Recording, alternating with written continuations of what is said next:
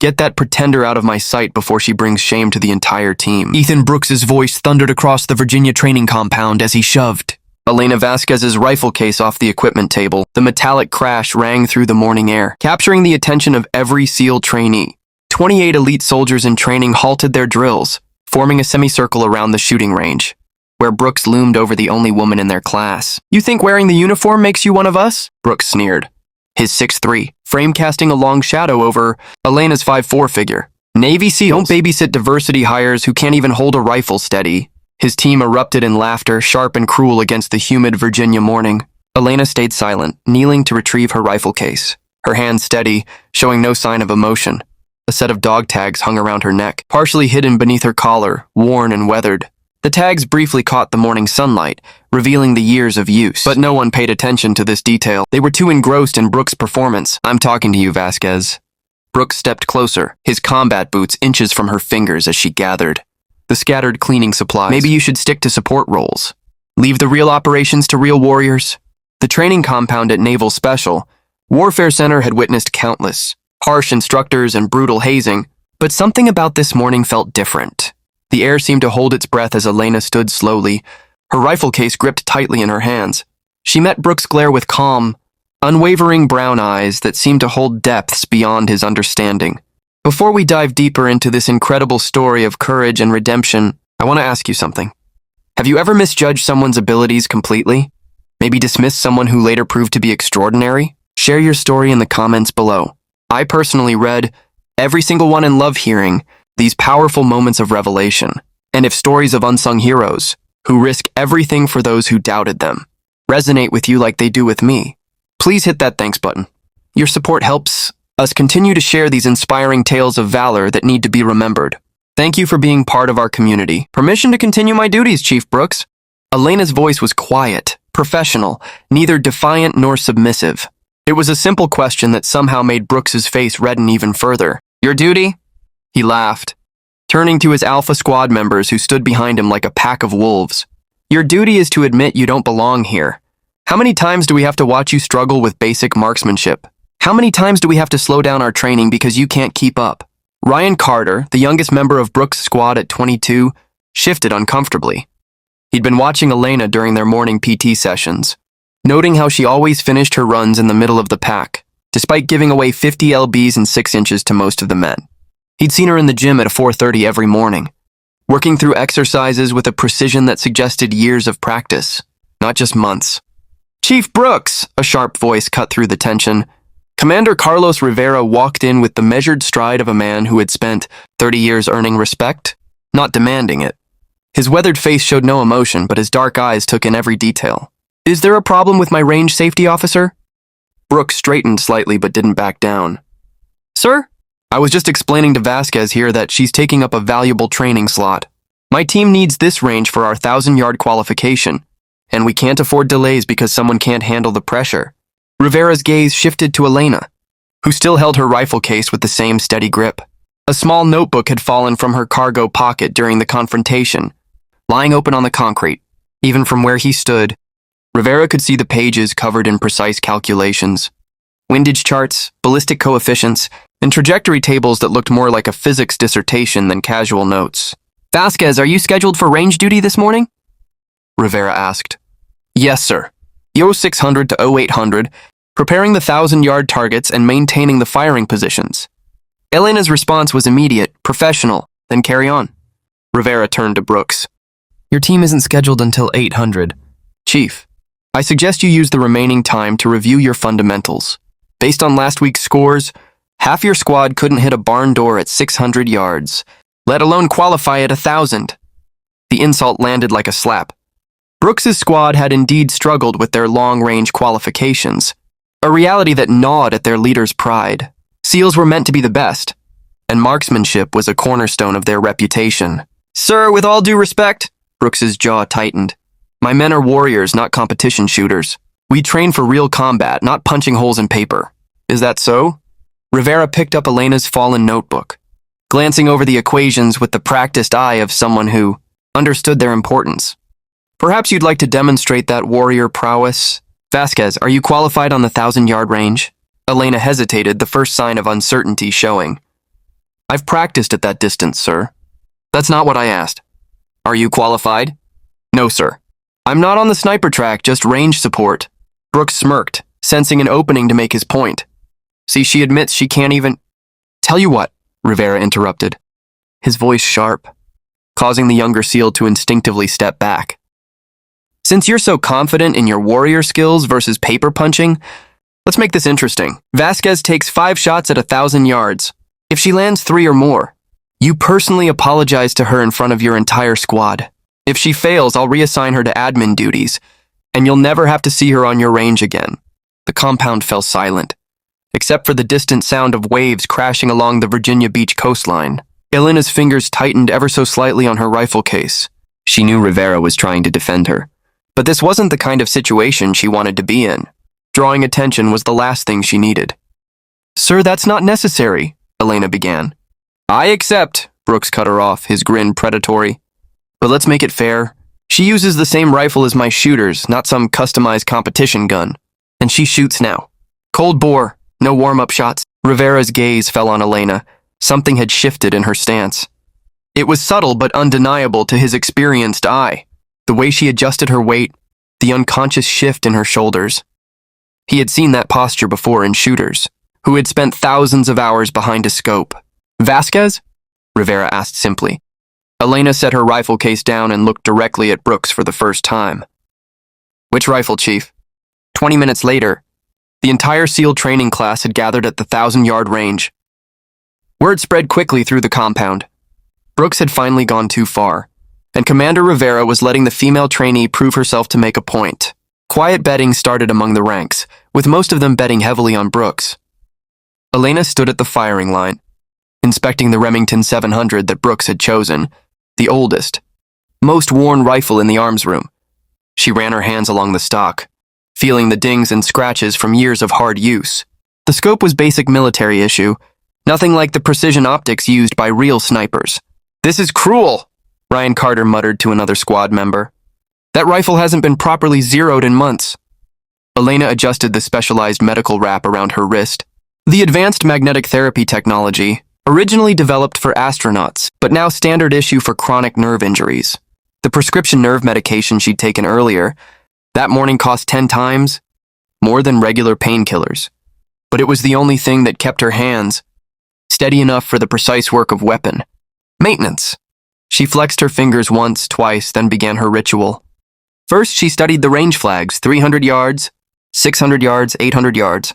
Each flag told a story about the wind between her and the target. But Elena didn't just look at them. She closed her eyes, inhaled deeply, tasting the salt air from the nearby ocean, feeling the humidity that would affect the bullet's flight. What's she doing? Someone whispered. Praying, probably, Brooks laughed. She's going to need it. Elena opened her eyes and made a series of quick adjustments to the scope. Her movements were economical, practiced, each click of the turrets deliberate. She didn't rely on the range's wind meters or calculators. Instead, she glanced at the mirage rising from the hot concrete, watching how it danced and shifted. Wind is 7 knots from the southwest, she said quietly, more to herself than anyone else. Elevation +3, 22 messes for distance, minus 0.3 for air density. Impact, the range safety officer announced. Center mass, 1 inch right of center. A murmur ran through the crowd. Brooks's face darkened. Lucky shot. Elena worked the bolt without lifting her cheek from the stock, ejecting the spent case and chambering another round in one smooth motion. She made a tiny adjustment. 1 click left on the windage. Her breathing never changed. The second shot followed 30 seconds later. Impact dead center. Then the third impact, touching the second shot. 2 rounds, same hole. The murmuring grew louder. Even Brooks' squad members were exchanging glances. That level of precision wasn't luck. It was surgical. She's got 2 more shots, Brooks said loudly, desperation creeping into his voice. Plenty of time to choke. But Elena had already entered that zone known only to elite marksmen. The world had narrowed to the crosshairs, the target and the rhythm of her breathing. The 4th shot punched through the existing hole, barely widening it. The 5th landed, so close that the range officer had to use a magnified camera to confirm. It was a separate impact. 5 shots, group size 1.75 inches, the range officer announced, awe evident in his voice. At 1,000 yards, that's world-class shooting. Elena safely stowed the weapon and stood slowly, her movements returning to the quiet efficiency of a support technician. She turned to face Brooks, whose face had gone from red to pale. "Your rifle shoots about half MOA, right?" she said calmly. "The trigger has a slight creep at the end of the second stage. You might want to have the armorer look at it." She paused before continuing. Chief Rivera moved in front of Brooks before he could react. "Excellent shooting, Vasquez. Brooks, I believe you have something to say." Brooks clenched his jaw briefly, his squad waiting to see if he'd admit his loss or try to sidestep it. After a moment, with barely contained frustration, he muttered, "I apologize for my earlier remarks." "Speak up!" Rivera ordered. "Your entire squad should hear what integrity sounds like."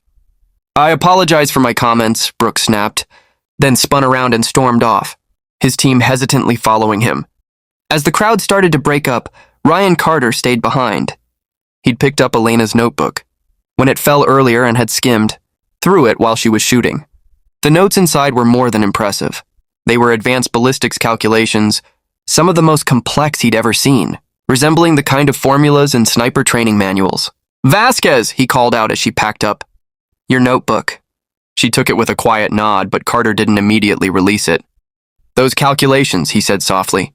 "Where did you learn that level of ballistics?" Elena's gaze met his briefly, and Carter saw something in her expression, an experience and depth far beyond her rank or age. "Books," she replied simply, gently pulling the notebook from his grip before walking off. Rivera watched her leave, his mind running over what he'd just witnessed. Having served in the Navy for 30 years, he'd seen thousands of shooters. What Elena had just demonstrated wasn't raw talent. It was elite-level training, something that took years to master. He made a mental note to look up her file. Something about Elena Vasquez didn't add up. And in his experience, when things didn't add up in special operations, there was always a story that needed uncovering. 6 months sped by in a blur of training, deployments, and rising tension. True to military culture, Brooks never forgot his humiliation. He couldn't publicly harass Vasquez anymore, not with Rivera keeping an eye on him, but he found more subtle ways to make her life harder. During training exercises, she was always put in secondary roles. When equipment was handed out, she got the scraps. When the team deployed to Colombia, she was assigned rear security, while Brooks' Alpha Squad got the high-stakes missions, taking up the forward operating base. Amazonia was deep in the Colombian jungle, 50 meters from the nearest town. It was a collection of fortified buildings carved from the rainforest, surrounded by thick jungle that blocked out the sun even at noon. The air was dense with humidity and the constant chorus of insects, birds, and the occasional howler monkey. This is where the war on drugs met special operations, not in the streets of Miami or the border towns of Mexico, but in the dense, unforgiving jungle where cocoa was grown and processed. The Delgado cartel had turned this region into their personal fiefdom, with Diego the Ghost Vargas at the helm, ruling through fear and brutality. Vasquez had settled into her role with the same quiet efficiency she'd shown back in Virginia. Officially, she was assigned to the operations center, keeping the communications gear running and updating tactical maps. Unofficially, she'd become something of a silent protector for the patrols heading into the jungle. During her downtime, she'd positioned herself in a concealed lookout high in a massive ceiba tree, a camouflaged M110 rifle beside her. The position gave her a clear view of the main trails leading in and out of the base. It wasn't her assigned duty, but no one questioned it. The patrols had noticed fewer ambushes when Vasquez was watching over them, though no one could explain exactly why. The Ghost is active again. Luis Ortega reported to his commander, beads of sweat on his forehead despite the early morning cool. The cartel's intelligence officer had been tracking the elusive sniper for months, following a trail of dead enforcers and destroyed drug labs across the region. 43 confirmed kills, each a precision shot, each taken from distances that shouldn't have been possible in the jungle. "Are you certain?" Diego Vargas asked, studying the report coldly. The cartel leader had survived longer than most by being cautious, paranoid even. But this sniper, this Ghost, had become more than just a tactical concern. It was becoming a legend among his men, a phantom who struck without warning and never missed. "The pattern is clear," he continued. "One shot, extreme range, always targeting leadership. 3 of our scouts reported seeing a muzzle flash from the American base perimeter, Sector 7. But when teams were sent to investigate, they found nothing. No shooting positions, no brass, no tracks." Vargas made his decision. Double the security on all operations and activate our source inside the American base. $100,000 for any information on their sniper positions. The encrypted satellite device in Rivera's tactical vest buzzed with an incoming priority message. The military-grade smartphone, equipped with quantum encryption technology for special operations, was designed for secure data transmission even in electronic warfare environments. Its titanium casing and EMP-resistant circuitry made it the go-to for high-value intelligence sharing in combat zones. Rivera read the message twice, his face hardening. "Brooks," he called out, spotting the chief getting his squad ready for another patrol. "Intel update. Priority target. Diego Vargas confirmed to be moving to his jungle compound in 48 hours. This is our chance." Brooks's eyes brightened. Vargas was the highest value target in the region, responsible for the tons of cocaine flooding into the United States and the deaths of dozens of Colombian police and military personnel. Capturing or eliminating him would be a career-defining moment. "My team's ready, sir," Brooks responded. "We've rehearsed jungle compound takedowns 100 times. I want Vasquez on overwatch," Rivera said bluntly. Brooks's face darkened. "Sir, with all due respect, we have trained snipers. We don't need—" "You have designated marksmen," Rivera interrupted. "Good ones, but none of them have Vasquez's consistency, especially under low-light conditions. She'll set up on ridge, 473, 900 meters from the compound. Standard overwatch protocols." It was a compromise, and both men knew it. Overwatch was important, but often went unnoticed. Far from the action and the glory, Brooks could accept Vasquez on a ridge while his team took the lead in capturing Vargas. "Roger that, sir," Brooks agreed, mentally moving on from Vasquez's role in his tactical planning. The night of the raid came with oppressive heat that made the jungle feel like a living entity, closing in on them from all sides. Vasquez lay prone on ridge 473, her position meticulously crafted over the previous 12 hours. She'd integrated living vines and moss into her ghillie suit, blending seamlessly with the jungle. Through her night vision scope, she could see Vargas's compound, a collection of structures camouflaged beneath the thick canopy, barely distinguishable even with thermal imaging. Brooks' team was moving into position, their infrared markers visible through her scope, as they made their way through the dense undergrowth. 8 highly trained SEALs against what intelligence said was a lightly defended compound. It should have been a standard operation. Something felt off. Vasquez had spent 6 months studying cartel tactics, analyzing their patterns. The jungle surrounding the compound was eerily silent. No guards on the perimeter, no dogs barking, no generators humming. But her thermal scope picked up numerous heat signatures, at least 30, all hidden in spider holes and concealed positions around the jungle. She keyed her radio. "Alpha 1, this is Overwatch. Recommend abort. I count at least 30 heat signatures in ambush positions. This is a trap. How copy? Overwatch, this is Alpha 1. Brooks' voice crackled back, dismissive. "Negative on your count. We show 5 guards maximum. Proceeding with mission." Vasquez swept her scope over the jungle canopy. A glint caught her eye in a tree, something that shouldn't be there. And then, the barely visible barrel of a machine gun poking through camouflage netting. Her father's voice echoed in her memory. "In the jungle, death comes from above as often as from all around. Alpha 1 urgent. Confirm multiple elevated positions. Crew-served weapons. You're walking into a kill box. Abort mission. How copy? Overwatch, maintain radio discipline. We have the green light. Executing." Vasquez watched in horror as Brooks' team breached the compound perimeter. For 3 seconds, everything was silent. Then the jungle erupted. Machine gun fire poured down from elevated positions. Claymore mines detonated along the approach routes. RPGs whizzed through the darkness from multiple directions. "Contact! Contact!" Voices screamed over the radio. "Man down. We need immediate—" The radio cut to static as the team's communications sergeant took a round. Through her scope, Vasquez saw Brooks dragging himself through the mud, his left leg shattered by shrapnel. 2 of his men lay motionless. The rest were pinned down in a deadly crossfire with no escape. In the operations center, Rivera watched the disaster unfold on the drone feed. "Launch the QRF," he barked. "All available assets." "We have men down, sir," the operations officer replied, his face ashen. "QRF is 45 minutes out. The jungle's too thick for fast rope, and the nearest LZ is 20 minutes by foot from the compound." On the ridge, Vasquez made her decision. She shed her ghillie suit, revealing the tactical gear beneath. 900 meters through hostile jungle in the dead of night. It was a death sentence. But Brooks' team had maybe 10 minutes before the cartel overwhelmed their position. Vasquez slung her rifle across her back and began her descent. The jungle closed in around her, every shadow a potential threat. Her training kicked in. Heel to 2, test each step. Move with the jungle, not through it. 700 meters. A sentry materialized from the darkness ahead. Vasquez's suppressed Sig Sauer whispered once. The man crumpled silently. She dragged his body into the undergrowth and continued forward. 500 meters. 2 more sentries at a stream crossing. Vasquez went prone, crawling through mud and thick vegetation until she was within knife range. Her father had taught her this. In the jungle, silence is survival. Both men died without a sound. 300 meters. The firefight raged now. The sharp crack of M4 carbines, clashing with the heavier thuds of cartel weapons. Through her night vision, she saw that Brooks's team had formed a tight perimeter, but they were running low on ammo. Carter was applying pressure to Brooks's leg while returning fire with his sidearm.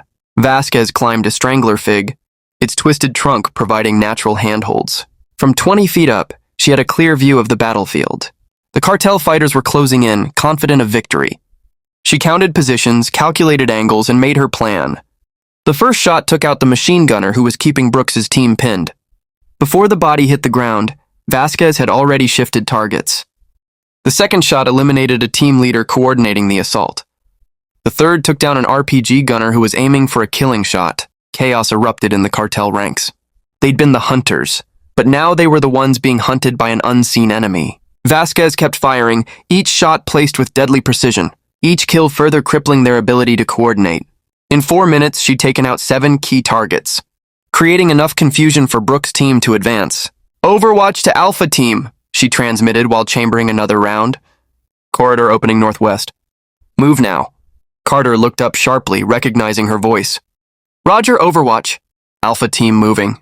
The SEALs began their fighting withdrawal, Carter and another operator carrying Brooks between them. Vasquez provided cover, her rifle speaking death to anyone who tried to pursue, but she knew they'd never make it to the extraction point. Not with Brooks's injuries slowing them down. She made another choice. Dropping from the tree, Vasquez sprinted toward the compound's main building.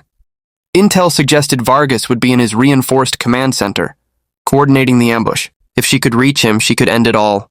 The compound's interior was a maze of corridors and rooms. Vasquez moved like a shadow, her suppressed weapons eliminating guards before they even realized she was there.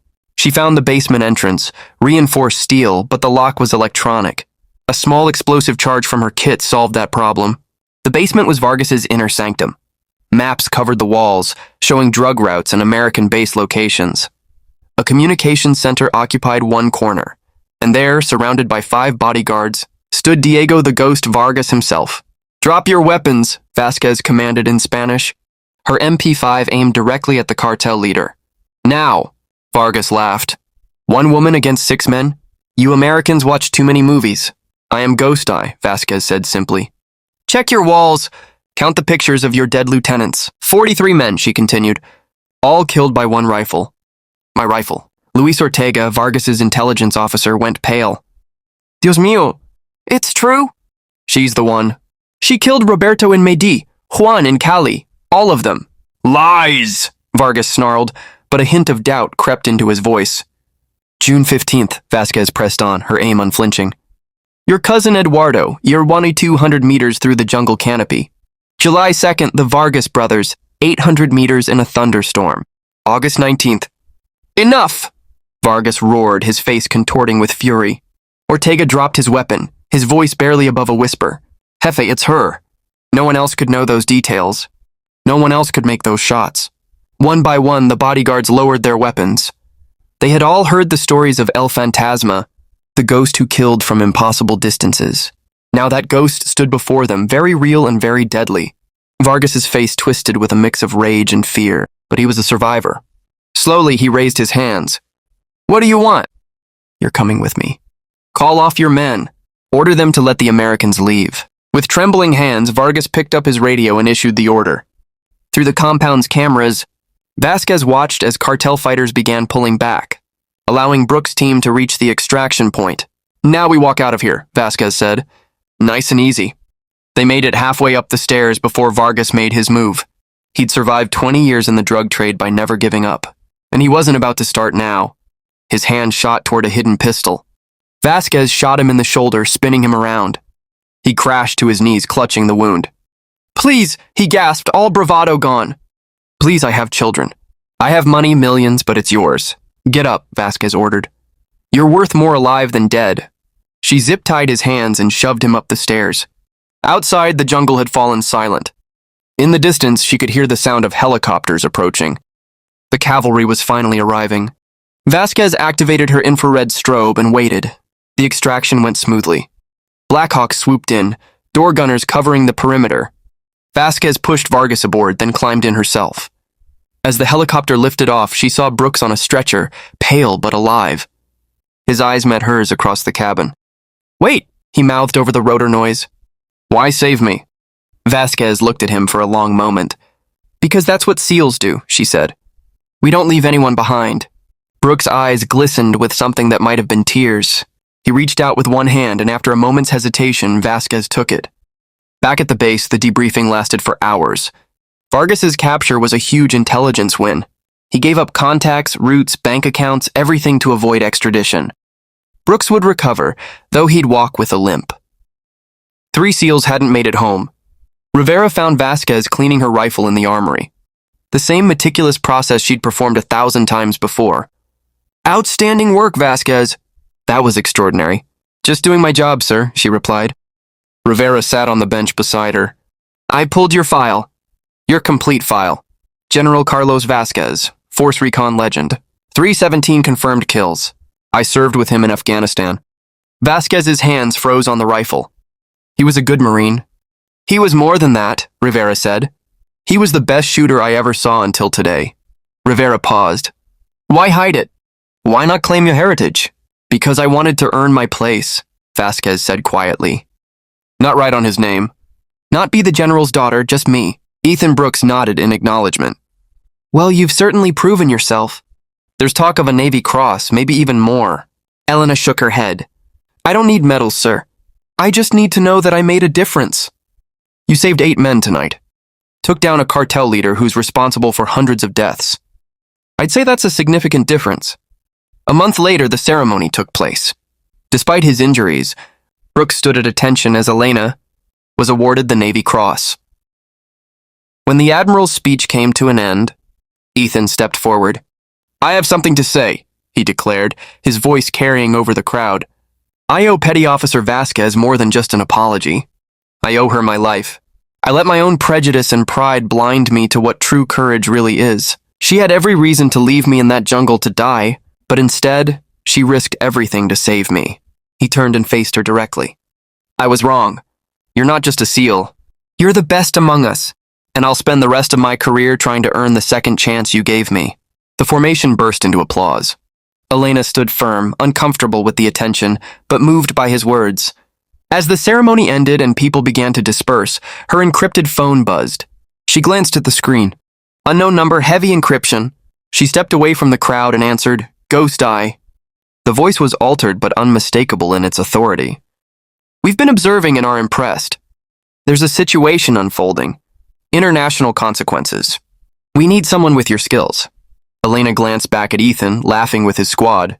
Alive because of her actions, she thought about her father, the legacy he'd left her, and the choice between a quiet life and a dangerous mission. "I'm listening," she said. As she headed toward the intelligence building for a classified briefing, Ryan Carter called out, "Vasquez, you coming to the barbecue later?"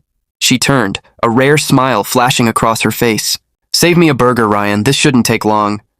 But the young SEAL noticed something different in her. A new sense of purpose in her stride. The hesitant support tech who had once lingered in the shadows was gone. In her place stood a warrior who had embraced what she truly was. The jungle had revealed the truth. Some people were born to protect others, no matter the cost.